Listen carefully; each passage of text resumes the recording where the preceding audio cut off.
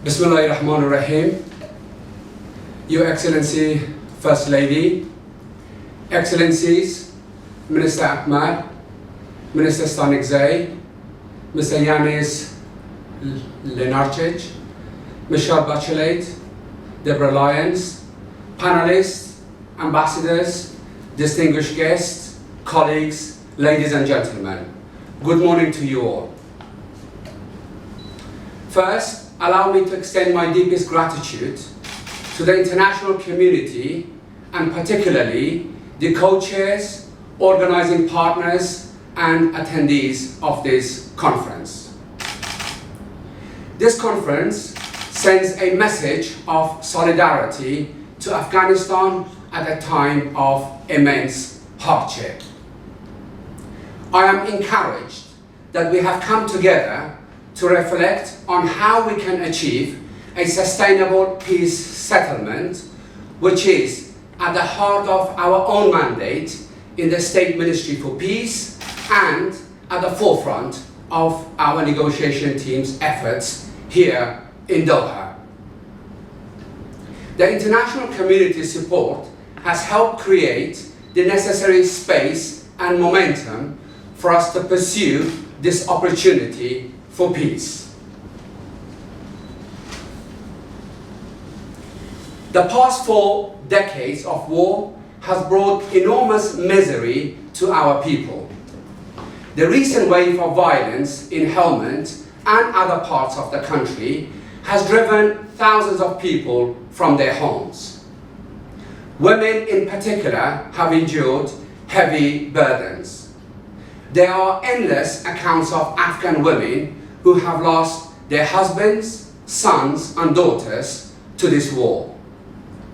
Recently, one mother from northern Afghanistan tragically died of a heart attack after her 2 sons were killed. Sadly, the slaughter of our young people has become a familiar story. From journalists to university students to women's rights activists. It is no coincidence that these groups are targeted by extremists, as they are a manifestation of the progress Afghanistan has made in creating a more inclusive, outward-looking and pluralistic society. As this violence and bloodshed continues to divide our communities and tear our families apart, these gains have never been more at risk. At this crucial juncture of the peace process, we are committed to giving those most at risk a voice, one that extends to the highest levels.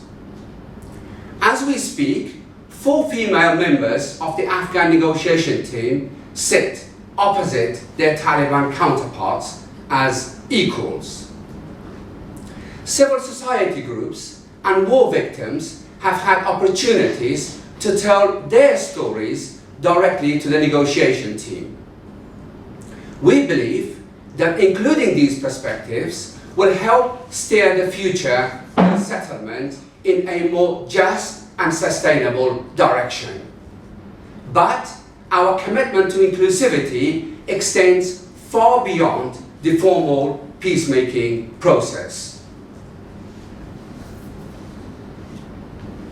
We understand that a sustainable peace cannot be achieved without a corresponding peace-building program that promotes justice, economic development, and social reconciliation across Afghanistan. We do not underestimate how difficult these challenges will be, but we have reasons not to be discouraged. For all of our differences, the Islamic Republic is united in its approach to peace process.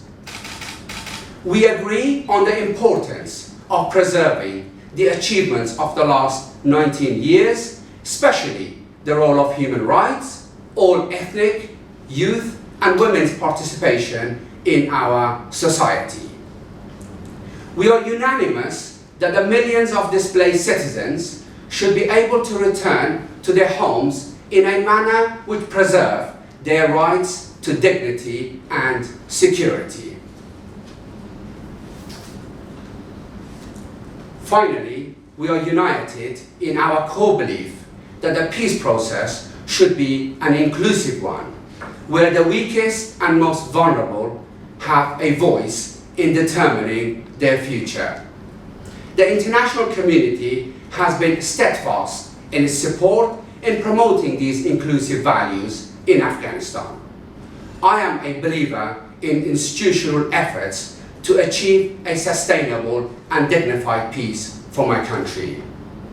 Now, at this critical stage, we need continued support from our friends to help us solidify and preserve these values in our pursuit of a just and lasting peace. Thank you.